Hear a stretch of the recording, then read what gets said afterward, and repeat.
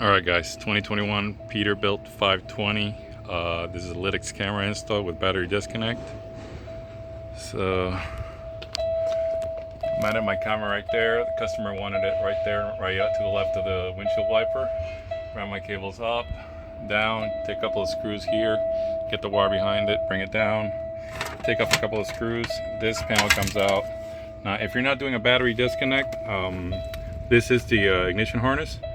This red one would be constant, and I found an ignition wire right here. Use my connector here, and then you run your wires down. You actually feed them up so you can get the two connectors here, but there's a grommet right there.